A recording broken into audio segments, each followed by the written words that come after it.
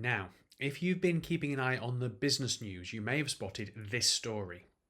Mike Ashley's Frasers Group launching a roughly 1.7 billion bid to buy Hugo Boss outright. Now, you might have been a bit baffled by this. Lots of people were. Why would the owner of Sports Direct want to own a luxury fashion house? Now, at first glance, it makes no sense at all.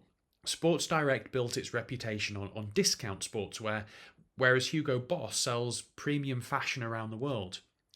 But strategy is often about where you're going, not where you've been.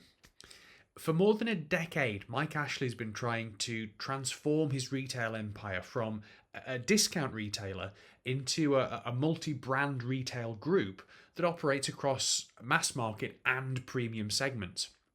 Now, that's why Frasers owns businesses such as Flannels and House of Fraser, as well as a growing portfolio of premium retail brands. Now, in strategic terms, this is known as repositioning. The goal isn't simply to sell more products, it's to change how customers, investors, and even suppliers perceive the entire group.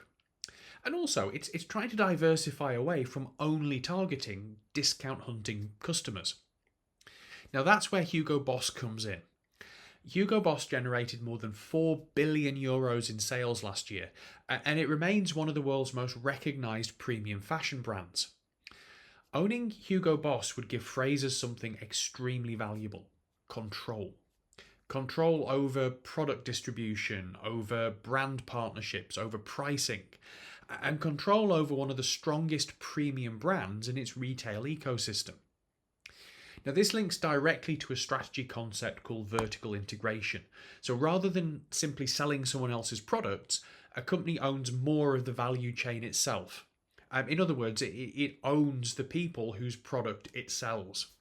Now, of course, that has risks attached to it as well, but potentially it could be quite useful for Frasers.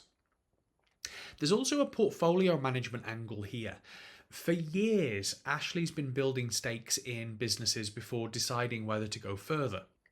But this move suggests that Frasers now sees Hugo Boss as strategically important enough to kind of bring fully inside the group. The acquisition would strengthen Frasers' premium retail operations and also accelerate its shift away from being viewed primarily as a discount retailer. Now, is the deal going to succeed? That remains to be seen.